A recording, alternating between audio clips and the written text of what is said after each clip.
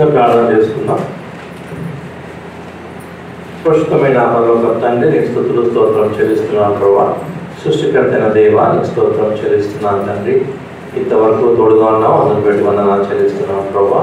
పాటల్లో సహాయం చేసినావు, అందుని బట్టి వందనాలు చెల్లిస్తున్నాను ప్రభువా. మీరు మహిమ పొంది ఉన్నందుకు వందనాలు చెల్లిస్తున్నాను తండ్రి. ప్రభువా, వాక్యంలో మాకు తోడుగా ఉండండి, సహాయం దయచేయండి. నీ మాటలు మాకు వినిపించమని వేడుకుంటున్నాను ప్రభువా. నేను ఒక బలమైన పాత్రగా వాడుకోమని వేడుకుంటున్నాను తండ్రి. సహాయం దయచేయండి. నా తలంపులు, నా ఆలోచనలు కొట్టివేయండి ప్రభువా. ఇది మాట్లాడాలో నా నోటి ద్వారా మీరు మాట్లాడమని వేడుకుంటున్నాను తండ్రి. సహాయం దయచేయండి. గొప్ప దేవానికి స్తోత్రాలు చెల్లిస్తూ ఇప్పటి నా ప్రార్థన నా కొరకు నేను యేసుక్రీస్తునామములో వేడుకుంటున్నాను తండ్రి. ఆమేన్. గుడ్ ఫ్రైడే అయిపోయింది కదా? అయిపోయిందా? ఈస్టర్ అయిపోయిందా? ఈస్టర్ అంటే రిజరెక్షన్ డే కదా. ఆయన పునరుద్ధరణ దినాన్ని మనము ఈస్టర్గా పాటించాము, జ్ఞాపకం చేసుకున్నాము. ఆయన చేసిన మేళ్ళని మనము గుర్తుంచుకొని ఆయన స్తుతించాము కదా. రిజరెక్షన్ డే కూడా అయిపోయింది. నెక్స్ట్ ఏముంది? ఇంకా క్రిస్మస్ ఉంది. సరే, ఆయన చనిపోయాడు కాబట్టి మనం గుడ్ ఫ్రైడే చేసుకున్నాం కదా. ఆయన తిరిగి లేచినాడు కాబట్టి మనము ఈస్టర్ చేసుకున్నాం. సరే, మనం చనిపోయినామా? మన గుడ్ ఫ్రైడే చేసుకున్నామా? మన పునరుద్ధరణ చేసుకున్నామా? చేసుకున్నాం. అసలు మనం చనిపోయినామా? చనిపోయినా మన గుడ్ ఫ్రైడే అయిందా? నా ఉద్దేశం ఏంటంటే, సాదృశ్యంగా అంటే మనల్ని దేవుడు వాక్యం చెప్తుందంటే మనం కూడా చనిపోవాలి అని కదా. ఏ రీతిగా అయితే ప్రభువైన యేసుక్రీస్తు చనిపోయాడో పాపం నిమిత్తము మనం కూడా చనిపోవాలి. చనిపోయి మనం కూడా తిరిగి లేపబడి ఉన్నాము కదా. అంటే మనము ఏ విషయంలో చనిపోవాలా, ఏ విషయంలో మనం తిరిగి లేవాలా, మనము ఎలా ఉండాలి, ఎలా జీవించాలి. మనం అందరం రక్షణ పొందినాం కదా. రక్షణ పొందినాం, బాప్తిజం తీసుకున్నాం. తర్వాత మన జీవితం ఎలా ఉండాలి అని దేవుడి వాక్యం నుంచి కొన్ని మాటలు మనము చూస్తాము. అసలు మనం చనిపోవాలా లేదా, మనము ఎవరి కోసం జీవించాలి, ఎలా జీవించాలి అనేది ఈరోజు మనము కొన్ని మాటలు మనం చూస్తాం. గలతీయులకు రాసిన పత్రిక పౌలు ఈ మాటలు పంపుతున్నాడు. ఈ మాటలు విని మనము దీని ద్వారా మనం సరి చేసుకొని మనం ఆ ప్రకారంగా మనము జీవిస్తున్నామా లేదా అనేది మనం ఒకసారి ఆలోచించుకొని పరీక్షించుకుందాం. గలతీయులకు రాసిన పత్రిక 2వ అధ్యాయము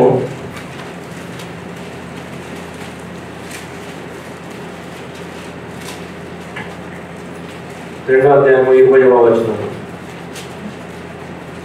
పౌలు అంటున్నాడు ఇక్కడ, నేను క్రీస్తుతో కూడా సిలువ వేయబడి ఉన్నాను. ఇకను జీవించువాడను నేను కాను, క్రీస్తే నాయందు జీవించుచున్నాడు కదా. ఇప్పుడు ఈ పౌలు ధైర్యంగా చెప్పగలుగుతున్నాడు, నేను క్రీస్తుతో కూడా సిలువ వేయబడి ఉన్నాను అని. మనం చెప్పగలమా? నేను స్థానంలో మన పేరు పెట్టుకొని అంటే మనం అనుకుంటున్నాం, నేను క్రీస్తుతో కూడా సిలువ వేయబడి ఉన్నాను. వేయబడ్డామా లేదా? వేయబడ్డామా? సిలువ వేయబడి ఉన్నాము. వేయబడి ఉన్నట్టయితే ఎవరు జీవించాలంట? నేను జీవించాలి కదా. ఎవరు జీవించాలా? నాలో క్రీస్తు యేసు జీవించాలా. ఒకవేళ నేను సిలువబడి ఉన్నట్టయితే, ఆ క్లెయిమ్ చేసుకున్నట్టయితే, పౌలు ఎలాగైతే క్లెయిమ్ చేసుకుంటున్నాడు, నేను క్రీస్తుతో కూడా సిలువ వేయబడి ఉన్నాను అని క్లెయిమ్ చేసుకున్నట్టు మనం కూడా క్లెయిమ్ చేసుకున్నట్టయితే ఎవరు జీవించాలి? ఇక్కడ నేను జీవించాలి కదా. ఎవరు జీవించాలా? క్రీస్తు జీవించాలా. ఇక మీదట జీవించువాడు నేను కాను, క్రీస్తే నాయందు జీవించుచున్నాడు. నేనిప్పుడు ఏం చేయాలంట? నేనిప్పుడు శరీరమందు జీవించుచున్న జీవితము నన్ను ప్రేమించి నా కొరకు తన్ను తాను అప్పగించుకుని నా దేవుని కుమారుని యందు విశ్వాసం వలన జీవించుచున్నాను కదా. మనము ప్రభువైన యేసుక్రీస్తు యందు విశ్వాసం వలన మనము క్రీస్తు మనలో ఉండి జీవిస్తున్నాడు. ఇక మీద జీవించేది నేను కాదంటే నా కొరకు నేను జీవించడం ఆపేసి ఎవరి కోసం జీవించాలా? ప్రభువైన యేసుక్రీస్తు కొరకు జీవించే విధంగా మనము ఉండాలి. సరే,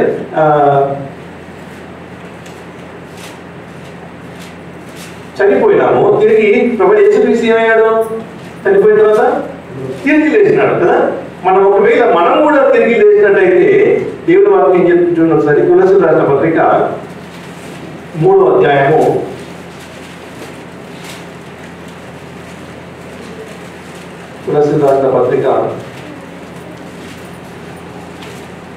3వ అధ్యాయము 1వ వచనం. మీరు క్రీస్తుతో కూడా లేపబడిన వారైతే, చనిపోయినాం కదా, అయిపోయింది కదా. చనిపోయిన ఏం నెక్స్ట్ అయిపోయింది? లేపబడాలి కదా. మనము ఒకవేళ క్రీస్తుతో కూడా లేపబడిన వారం అయితే ఏం చేయబడుతుంది? పైనున్న వాటినే వెలుపుడి. పైనున్న వాటిని వెలుపుడి. అక్కడ క్రీస్తు దేవుని కుడిపార్శ్వమున కూర్చుని ఉన్నాడు. అక్కడ క్రీస్తు దేవుని కుడిపార్శ్వాన కూర్చున్నాడు. ఇంకా ముందు చదివితే ఇంకా లిస్ట్ అంతా ఉంది. ఏవి మనము విసర్జించాలా, ఏవి చంపేయాలా అని చాలా స్పష్టంగా రాసి ఉంది. మనం చాలాసార్లు ధ్యానించినాం. అంటే వివరణంగా మనము సంఘంలో ధ్యానించినాం కదా. ఏమేమి చంపేయాలా, ఏమేమి విసర్జించాలా, మనము మన దృష్టి ఎక్కడ ఉంచాలంట? పైనున్న వాటిని వెలిగే వారంగా ఉండాలా. భూలోకంలో శరీర సంబంధమైన వాటి మీద దృష్టి పెట్టకుండా దేని మీద దృష్టి పెట్టాలా? ఆత్మ సంబంధమైన వాటి మీద మనం దృష్టి పెట్టే వారంగా ఉండాలా. ప్రభువైన యేసుక్రీస్తు పైన ఎక్కడైతే ఉన్నాడో అటు అంటే ఇటర్నల్ థింగ్స్ గురించి మనము దృష్టి పెట్టే వారంగా ఉండాలా. శాశ్వతమైన వాటి కొరకు మనం దృష్టి పెట్టే వారంగా ఉండాలా. ఎందుకంటే ఈ లోకంలో ఉన్నదంతా కూడా ఒకరోజు నశించిపోతుంది కదా. ఇదంతా కూడా అశాశ్వతమైనది. ఈ అశాశ్వతమైన వాటి మీద మనము ఫోకస్ చేయకుండా, దృష్టి పెట్టకుండా ఏది దృష్టి పెట్టాలంటే శాశ్వతమైన వాటి మీద దృష్టి పెట్టాలా. అది శాశ్వతమైనది. మనకు కనబడనిది, మనకి ఏది కనిపిస్తుందో ఈ లోకంలో అదంతా కూడా శాశ్వతమా అశాశ్వతమా? అశాశ్వతమైనది కదా. అశాశ్వతమైన వాటి మీద మనం మనసు పెట్టకుండా కనబడనిది ఏదైతే అదృశ్యమైనది అది శాశ్వతమైనది, దాని కొరకు మనము ప్రయాసపడే వారంగా ఉండాలి. దాని మీద మనం దృష్టి పెట్టే వారంగా ఉండాలని దేవుని వాక్యం చెప్తుంది. కండిషన్ ఏంటి? ఒకవేళ మనం చనిపోయినట్టయితే, క్రీస్తుతో కూడా చనిపోయినట్టయితే ఏం చేయాలంట? ఎవరు జీవించాలా? క్రీస్తే మనలో ఉండి జీవించాలి. ఒకవేళ చనిపోయి క్రీస్తుతో పాటు మనం కూడా లేపబడిన వారం అయితే మన దృష్టి అంతా కూడా ఎక్కడ ఉండాలా? పైనున్న వాటినే వెళ్తారు. అది శాశ్వతమైనది, అది నిత్యమైనది, నిత్యమైన రాజ్యము, అది ఎల్లప్పుడూ ఉండేది. దాని కొరకు మనం ప్రయత్నపడే వారంగా ఉండాలి. ఎందుకంటే ఈ లోకంలో ఉన్నది కూడా అంత అశాశ్వతమైనది. కొన్ని రోజులు పోతే మనం కూడా కనబడమో తెలియదు కదా. మన శరీరాలు కూడా ఉంటాయో ఉండవో కూడా తెలియదు. ఒక రోజు వస్తుంది మన శరీరాలు కూడా విడిచిపెట్టే రోజు వస్తుంది. మన శరీరం కూడా శాశ్వతమైనది కాదు, అశాశ్వతమైనది. మనకు ఈ శరీరం తీసేసి ఏ శరీరం ఇస్తారంటే మహిమ శరీరం మనము పొందుతాం కదా. ఈ యేసుక్రీస్తు పునరుద్ధానం ద్వారా మనకు ఏం లాభం కలిగింది? అందరూ అంటారు యేసుప్రభువుని నమ్ముకున్నావు నీకు ఏం వచ్చింది అంటారు కదా. ఫస్ట్ జనరేషన్ క్రిస్టియన్ గురించి మాట్లాడుతున్నారు. అంటే కొత్తగా హిందూ కుటుంబం నుంచి, హైందవ కుటుంబం నుంచి వచ్చిన వాళ్ళకి చాలా బాధలు ఉంటాయి, చాలా ఫేస్ చేయాల్సి వస్తుంది కదా. క్రైస్తవ కుటుంబంలో పుట్టి పెట్టిన వాళ్ళకి ఎటువంటి బాధలు ఉండవు, అంతా ఉండవు. కానీ హైందవ కుటుంబంలో పుట్టి యేసుక్రీస్తుని అంగీకరించిన వారికి చాలా చాలా నిందలు, అవమానాలు వాళ్ళు ఎన్నో ఎదుర్కోవాల్సి వస్తుంది కదా. ఎన్నో మాటలు అంటారు, నువ్వు క్రీస్తు నమ్ముకున్నావు నీకు ఏమొచ్చింది అని. ఈరోజు మనము క్రీస్తు నమ్ముకున్నందుకు, క్రీస్తు మరణ పునరుద్ధానం వల్ల మనకు ముఖ్యమైనది మనకి ఏమొచ్చింది అంటే మన మరణం పైన మనకు విజయము ఆయన అంగీకరించినాడు. యేసుప్రభుని ఎంతమంది యేసుప్రభుని చూస్తున్నారు? చూడలేదు ఎవరు? చూసారా? ఎంతమంది రక్షణ పొందినారు? ఏం రక్షణ పొందినారు? దేని నుంచి రక్షణ పొందినారు? దేవుని రక్షణ పొందినాం. కరెక్ట్. మనము ఈ ఆత్మ రెండవ మరణం నుంచి తప్పించబడింది కదా. శరీరము ఒకరోజు చనిపోతుంది, తర్వాత ఈ ఆత్మ కూడా ప్రభువైన యేసుక్రీస్తుని అంగీకరించకపోతే మరణించవలసింది. అది నాశనానికి అయ్యే ఆత్మ అన్నమాట. ఈ శరీరం నుంచి ఈ శరీరం మొదటి మరణం నుంచి మనము అందరికీ సంభవించేది, కానీ రెండవ మరణం నుంచి మనల్ని ఆయన తప్పించినాడు. అంటే ఆత్మకు మరణము లేదు, మనము నిత్యత్వంలో ఆయనతో పాటు ఉంటాం. ఆ మరణం నుంచి మనల్ని తప్పించినాడు. చాలా మంది ఒక ప్రశ్న సరే ఎప్పుడు చూసినామా చూడలేదా అర్థం కదా, మనము ఒకరోజు ఆయనని చూస్తాము అని దేవుని వాక్యం చెప్తుంది. యెషయా గ్రంథము 25వ అధ్యాయం చూడండి ఒకసారి. ఈ లేఖనాల్లో రాసింది ప్రతిదీ కూడా నెరవేరుతుంది. యెషయా గ్రంథం 25వ అధ్యాయము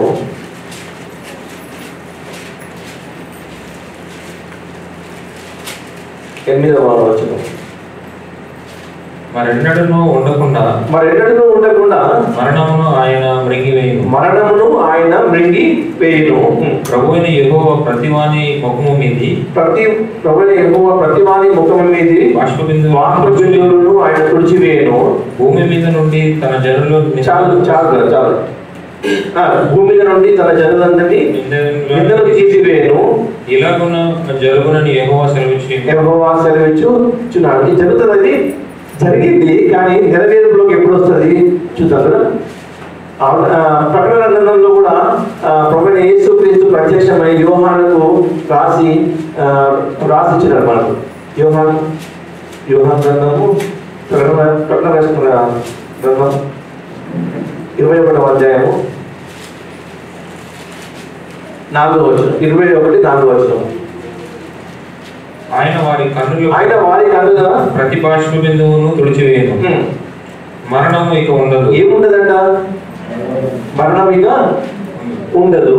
దుఃఖమైనను ఏడ్పైనను వేదనైనను ఇక ఉండదు. మొదటి సంగతులు గతించిపోయినని సింహాసనములో నుండి వచ్చిన గొప్ప స్వరము చెప్పుట వింటిని. ఆడ యెషయా భక్తుడు కూడా ప్రవచనం రాస్తున్నాడు. ప్రకటన గ్రంథంలో కూడా యేసుక్రీస్తు యోహాను ద్వారా మనకు రాయబడి ఉంచున్నాడు. ఈ యొక్క మరణము ఎప్పుడు మింగివేయబడును అనే దేవుని గ్రంథంలో మనం చూసినట్లయితే మొదటి కొరింథీయులకు రాసిన పత్రిక 15వ అధ్యాయం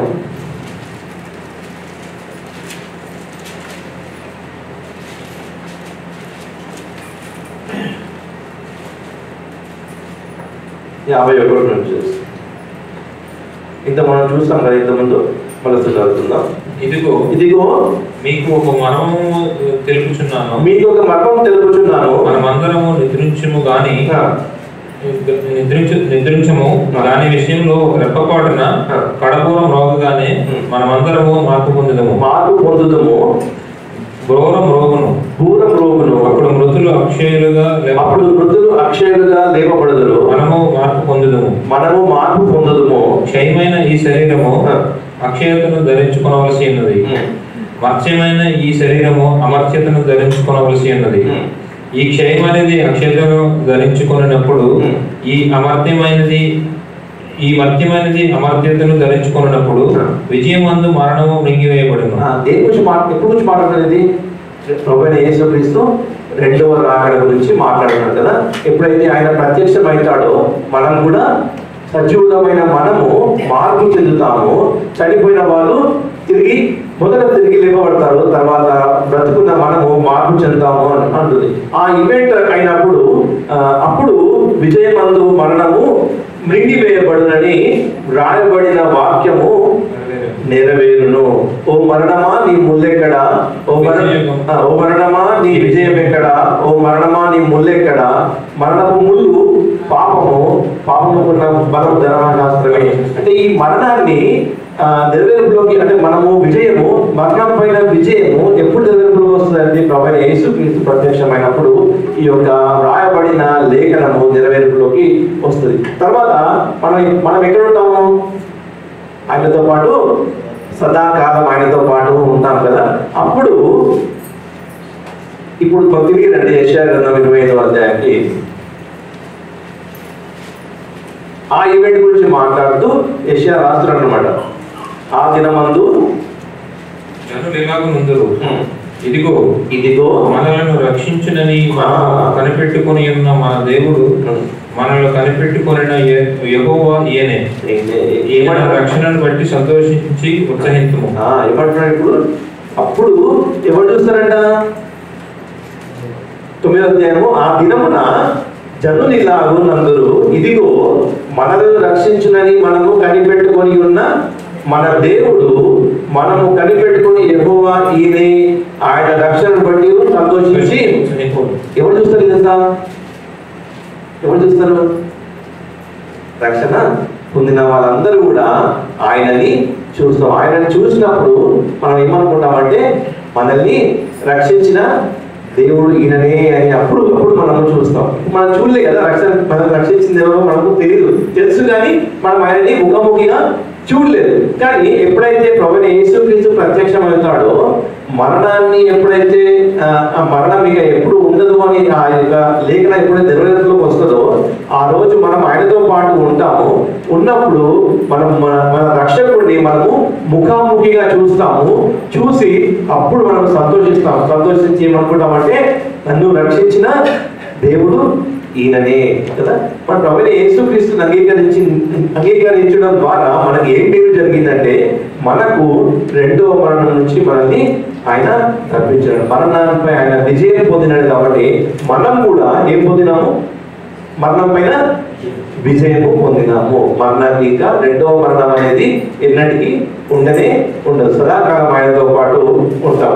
మనము రక్షణ పొందిన తర్వాత మన క్రైస్తవ జీవితం ఎలా ఉండాలి అని మూడు నాలుగు వచనాలు చూసుకొని ముగించుకుందాం. మొదటిది, పౌలు చెప్పినట్టుగా మనం కూడా జీవిస్తున్నామా లేదా చూద్దాం. రోమా 8:5. శరీరానుసారులు శరీర విషయముల మీద మనసునంతులు, ఆత్మానుసారులు ఆత్మ విషయముల మీద మనసునంతులు. శరీరానుసారులు శరీర విషయముల మీద మనసునంతులు, ఆత్మానుసారులు ఆత్మ విషయముల మీద మనసునంతులు.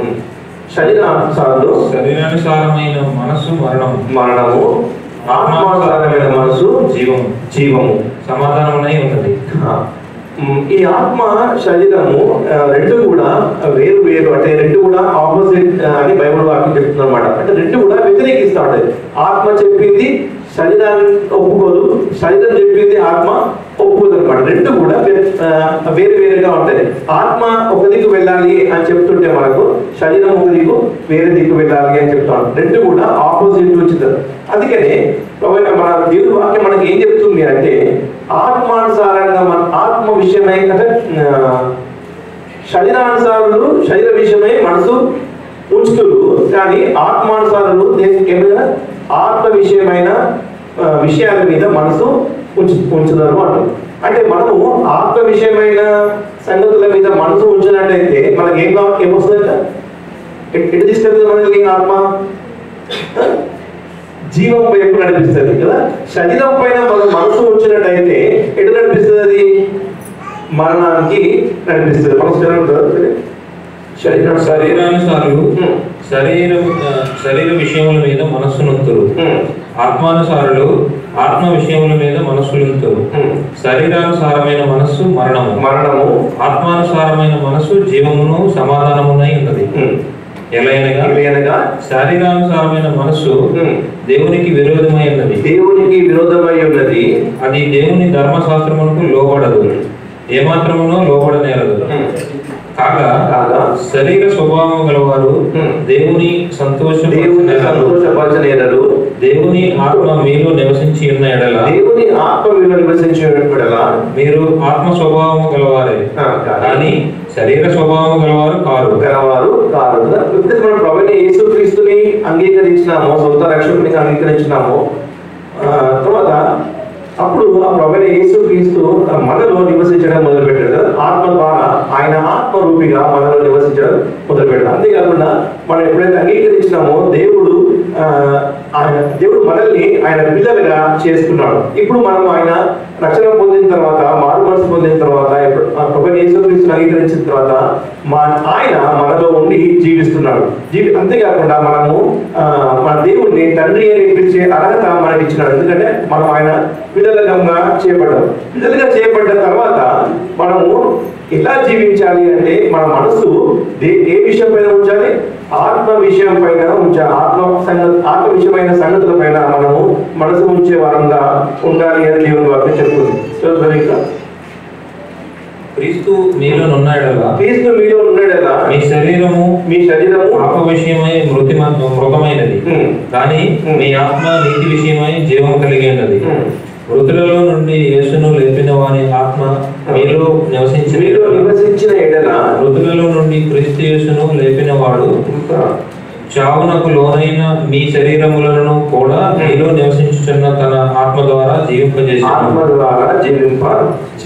ఏం చేసుకుంటున్నా? మొదటిది, ఒకవేళ మనం క్రీస్తు చనిపోయినట్టయితే మనం జీవించవలసింది నేను కాదు, క్రీస్తు అని నేర్చుకున్నాం. అంతేకాకుండా మనం ఒకవేళ ఆయన ద్వారా మన పునరుద్ధానం అయినట్టు అయితే మనము మన దృష్టి అంతా కూడా శాశ్వతమైన వాటి మీద, ఆత్మ సంబంధమైన వాటి మీద మనం ఉంచాలి. ఎందుకంటే మనం నివసించేది ఆయన కాబట్టి మనం ఇక మీదట మనం జీవించవలసింది ఆత్మ విషయమై మనం జీవించాలి. మరి ఆత్మ విషయమే జీవిస్తున్నట్టయితే, ఆత్మకి సంబంధించిన జీవిస్తున్నట్టయితే మనకు జీవం ఉంది. కానీ ఒకవేళ మనము శరీరానుసారంగా శరీరం పైన మనసు పెట్టి జీవిస్తున్నట్టయితే అది మరణము అని దేవుని వాక్యం చెప్తుంది. రెండోది, మనము ఆత్మ ద్వారా నడిపింపబడాలి. మనము చూడండి ఒకసారి గలతీ రాసిన పత్రిక 5వ అధ్యాయం 16వ వచనం. గలతీ రాసిన పత్రిక 5వ అధ్యాయము 16వ వచనం. నేను చెప్పినది ఏమనగా, ఆత్మానుసారముగా నడుచుకొనుడి, అప్పుడు మీరు శరీరేచ్ఛను నెరవేర్చరు. ఆత్మానుసారంగా నడుచుకొనుడి, అప్పుడు మీరు శరీరేచ్ఛను నెరవేర్చరు. ఏం చేయమంటుంది దేవుని వాక్యం? ఎలా నడవాలంట? ఆత్మానుసారంగా నడిచే వారంగా మనం ఉండాలి. మూడోది చూద్దాము. లోకం రాష్ట్ర పత్రిక 8వ అధ్యాయము 14వ వచనం. రోమా 8:14-15. దేవుని ఆత్మచేత ఎందరూ నడిపింపబడుదురో వారందరూ దేవుని కుమారులై ఉందరు. వారందరూ కూడా దేవుని కుమారులై ఉన్నారు. ఎలయనగా మరలా భయపడుటకు మీరు దాస్యపు ఆత్మను పొందలేదు కానీ దత్తపుత్రాత్మను పొందితిరి.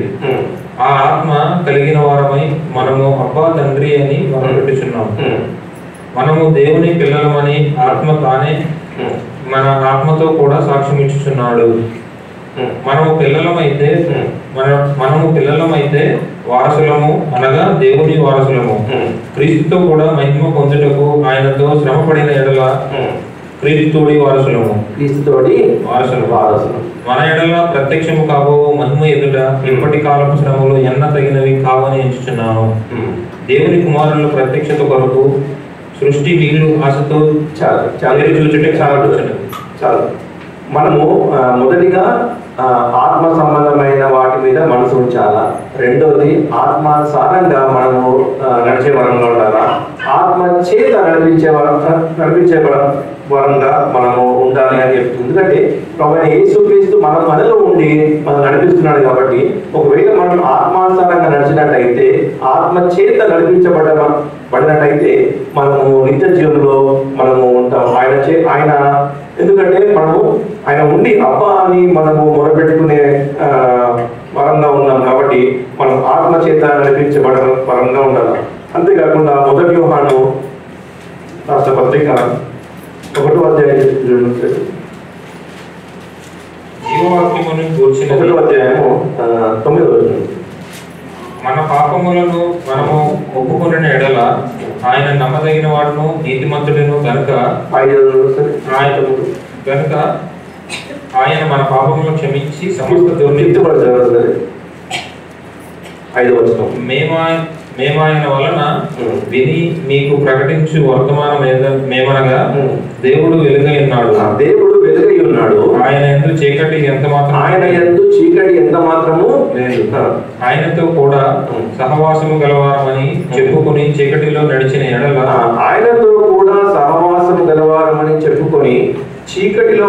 ఎడల మనం అబద్ధం నడుచు సత్యమును జరిగింపకుందుము. ఏం చేద్దంటే దేవుని వాక్యము చీకటిలో నడవద్దు అని దేవుని వాక్యం చెబుతుంది కదా. మనము ఆయన వెలుగు సంబంధి, ఆయన వెలుగు ఉన్నాడు కాబట్టి మనము రక్షణ పొందిన వాళ్ళ మనము చీకటిలో నడవడానికి వీలు లేదు. అంటే అంధకార సంబంధమైన పనులు మనము చేయడానికి వీలు అనమాట. ఇంతకుముందు మన మునుపు జీవితం అలా ఉండే, మనం శరీర కోరికలు శరీర ఇచ్చలు మనం నెరవేరుస్తూ వచ్చినాం. కానీ ఎప్పుడైతే మనము ప్రభువైన యేసుక్రీస్తుని అంగీకరించినామో మనము సిలువ వేయబడిన వారం కాబట్టి మన శరీర ఇచ్చలు మనం నెరవేర్చుకోకుండా చీకటిలో నడవకుండా మనం దేని నడవాలంట వెలుగులో నడిచే పరంగా ఉండాలి. చదువు. మనము పాపము లేని వారమని చెప్పుకుని ఎడల మనలను మనమే మోసపుచ్చుకొందుము మరియు మనలో సత్యం ఉండదు. మన పాపములను మనము ఒప్పుకొని ఎడల ఆయన నమ్మదగిన వాడును నీతిమంతులలో గనుక ఆయన మన పాపములను క్షమించి సమస్త దుర్నీతి నుండి మనలను పవిత్రునిగా చేయను. మనము పాపము చేయలేదని చెప్పుకొని ఎడల ఆయనను అబద్ధికునిగా చేయవారు మరియు ఆయన వాక్యము మనలో ఉండదు. మనము ఒకవేళ పాపము చేయట్లేదు అని అనుకున్నట్టయితే మనము యేసుక్రీస్తుని అబద్ధికుడిగా చేస్తున్నాం అన్నట్టు. కాకపోతే మనం ఏం చేయాలంటే ఎప్పుడైతే మనం పాపములు ఒప్పుకుంటామో ఆయన నమ్మదగిన వాడు నీతిమంతుడు కనుక ఆయన క్షమించేవాడుగా ఉంటాడు. మనం శరీరంలో ఉన్నాం కాబట్టి ఆయనకు బాగా తెలుసు ఆయన మన బలహీనతలు ఆయనకు బాగా తెలుసు కాబట్టి మన పక్షాన ఆయన ఎల్లప్పుడూ మొరపెడుతూ ఉన్నాడు అనమాట. మనం తెలియకుండానే మనము అనేక సార్లు మనము మొరపెట్టే వారంలో ఉంటాం. మనలో ఉండి ఆయన మన పక్షాన విజ్ఞాపన చేస్తూ వస్తున్నాడు అనమాట. మనము ఒకవేళ క్రీస్తుతో కూడా చనిపోయినట్లయితే మనము 3 విషయాలు చూస్తాం. మనము మనసు ఎక్కడ ఉంచాలన్నా ఆయన ఆత్మానుసారమైన సంగతుల మీద మనం మనసు పెట్టాలా.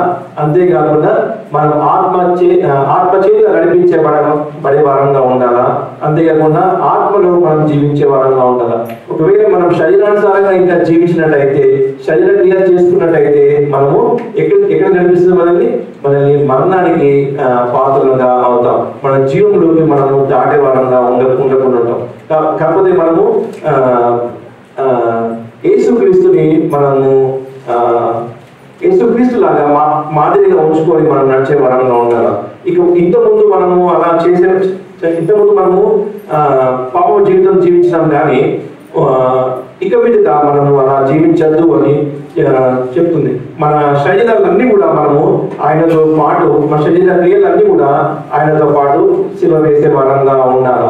ఇక మీదట జీవించేది నేను కాదు, ఆయన జీవిస్తున్నాడు అని మనం గ్రహించి అది విధంగా మనం నడిచే వారంగా ఉండాలి. అట్లా నడిచినట్టయితే మనము తెలిసి మనము పాపంలో పడకుండా, శోధనలో పడకుండా మనము ఒప్పుకొని మనం సరి చేసుకొని మళ్ళీ తిరిగి ఆయన ఆత్మహత్యంగా నచ్చినట్టయితే మనము ఆయనతో పాటు సహవాసంలో మనం ఉండే వారంగా ఉంటాం.